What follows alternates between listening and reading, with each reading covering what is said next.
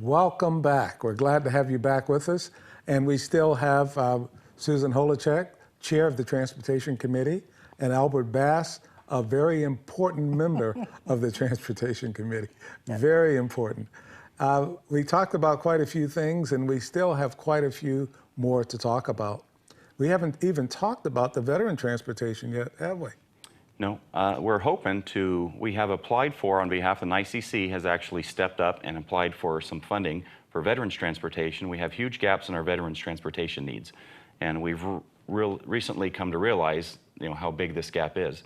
Well, in doing some research for this with the Nevada Department of Veterans Services, Nye County was never an applicable county for receiving these funds, weren't even on the list. Okay. So in contacting them a couple of months ago, I found out that they were willing to work with us in getting Nye County on that list so that we could even apply for that funding. After a couple of weeks, they got back to me. They worked with Washington, got us on the list to be an applicable county for this funding, which is only $50,000 a year. Okay. That's a big amount for getting some transportation started. Absolutely. So the other problem we then ran into was we got on the list, but their grant applications were due October 1st. So they allowed us 5 months later to submit a program, the grant application. They gave me a week and a half notice to build a program, design the program, complete the grant, and get that submitted to them. And you were able to do that? And we did that in a week and a half's time. Oh, beautiful. Okay. We did that in a week and a half's time. We got the Nye Communities Coalition to agree because there was no way we could take that before the town or the county in that time frame. Right. So once again, the Nye Communities Coalition agreed to step up and fulfill a need that the community was needing at this time to get that in here and get it in place, at least to get it applied for. And so we were able to do that. So within the next 30 to 45 days, we should have the answer back on that. But that will allow us to at least have a vehicle that currently the Nye Communities Coalition will have to start providing some transportation needs for our veterans and fill the gaps that we have with our current transportation. And again, that all goes back to being fortuitous and getting 4 buses. Let me ask this. I still want you to say that. But by getting this grant for the veteran bus, is that taking away anything from the DAV or VFW? No, absolutely not. It's just supplementing what they are not able to do. We want to fill the gaps in the program. We don't want to take from any current transportation providers. We know with our volunteer transportation programs, with the DAV, with Integrity Senior Taxi, Center. and with the Senior Center, that's only covering half of the projected transportation needs in this town. So this program will come in to help fulfill the other half of those needs and working with all those providers so that we can coordinate our timing, because somebody might be able to start a ride at the Senior Center bus, but they might end at 5 o'clock and not be able to pick them up at 6 o'clock. So then this bus could pick them up at 6 o'clock and get them back home. Beautiful. So we'll coordinate our efforts and work together. Okay. Now, Susan, you had something you were saying about the buses. Well, I was just saying, isn't it fortuitous? I mean, this is how long-range planning and forecasting, we were able to get 4 buses. Our original intent was hoping for 3. Yes. And by getting 4, it enables us to think in terms of operating 2 for the proposed rural transit, keeping 1 in abeyance in case there's a maintenance issue. But then, as Albert said, to be able to have that additional bus to offer to our veteran population is truly, it's a godsend. It's wonderful. That's fantastic. Yeah, worked out very well. And something that we couldn't have foreseen that would even happen. Right.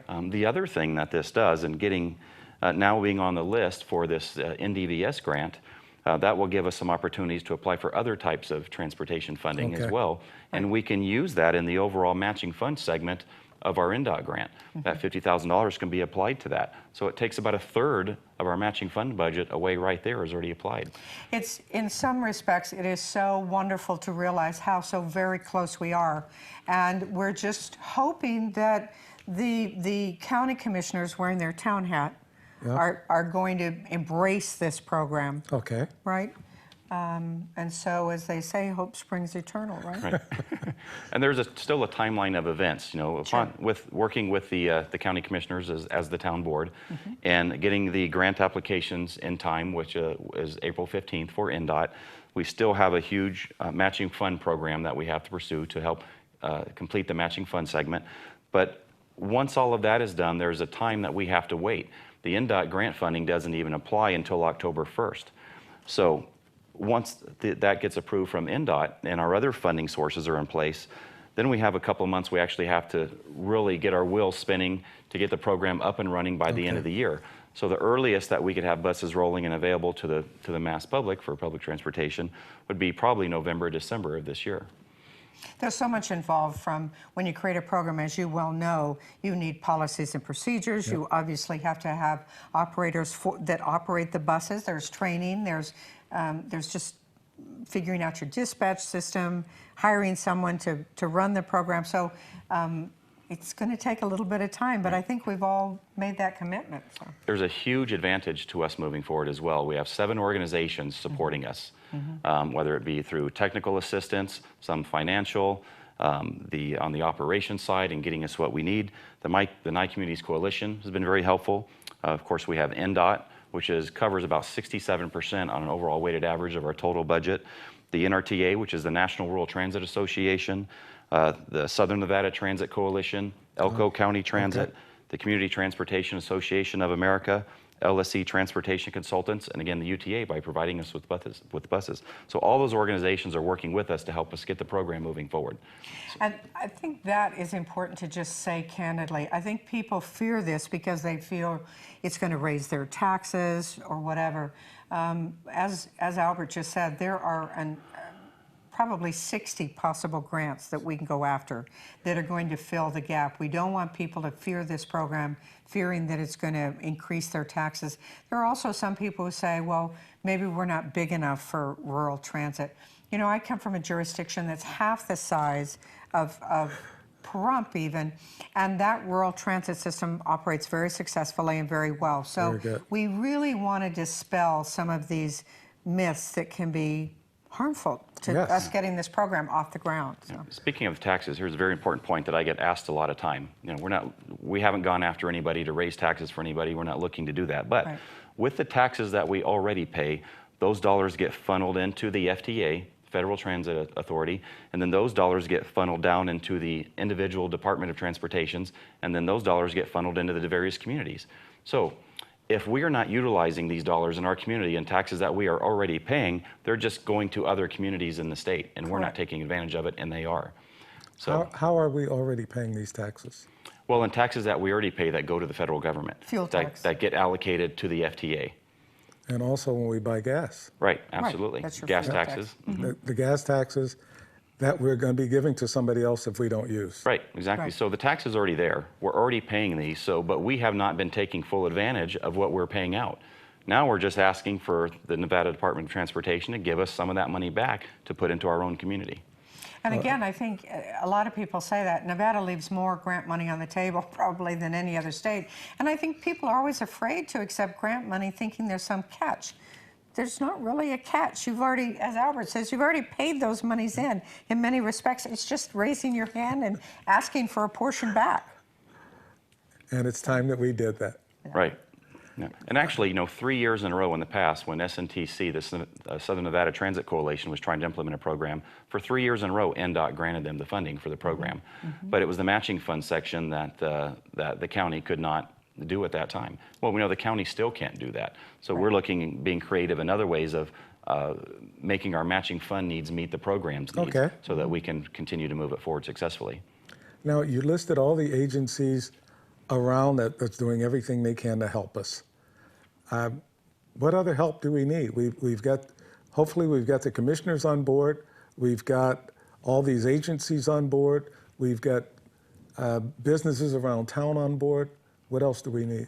The very important things in this moving forward to make it a successful program is, one, the community support, the business support, and organization support. We have so many within this community that we need them to step up to help us move forward and hear their voice, for one. Correct. But from this point forward, going in, we need the support and cooperation and coordination of our township and our county leaders, because they are the ones who are applying for these grants. If it's under the town, they are the ones actually leading the program on paper. So we've done all we can do to this point to get us here. Right. Now we need that section of the government to come over and work with us to continue making it move forward and be successful. And we need everybody that's watching this to also show your support. Absolutely. Anytime there's a meeting with the commissioners, they need to be there to show their support. Absolutely. Anytime they're talking to their commissioners, they need to show that support. Absolutely. So please continue to show your support. We appreciate it. We thank you very much for letting us be on and try and reach out to more and more people. You definitely need to do that because, like you said, there was a fear. I think that fear is dissipating. I don't hear that fear now when I talk to people. So I think we're on board. I think when I hear people say, look, we really need transportation. I like what Transportation Committee is doing, and all they need to do is have an update. So I'm going to encourage you to come back as often as possible to give our people an update on exactly what's going on. Be happy to do so. Love to. Absolutely. Okay? One last time, get on board. Yeah. Get on board, and if you need to contact Albert, the phone number will be on the screen, so be sure to write that down and contact Albert if you have any questions or anything else.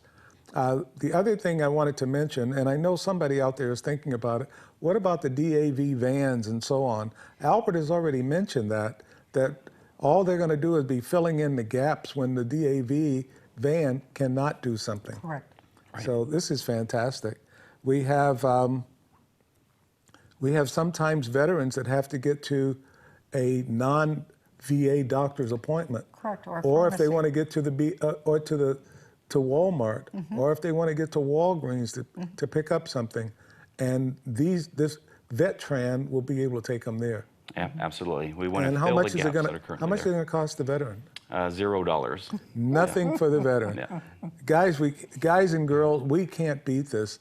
This Transportation Committee is not only looking out for our entire community, but they're looking out for our veteran community as well. And the VetTran will cover everything that DAV van or some of the other vans can't cover. So, again, we need your support. Let them know that you support them in everything that they do. And unfortunately, we're going to be winding down. Is there anything else you'd like to say to the community to let them know to be ready? One of the things you can do is there's going to be some Facebook information going out. We want to make sure to utilize social media to get information out to the public as well. We'll continue to do updates with yourself. The Mirror newspaper, the Front Valley Times newspaper, runs articles at least once a month on what's going on with the Transportation Committee. So there is information available. But aside from that, people can always call my office at the 537-2795 to get information as well.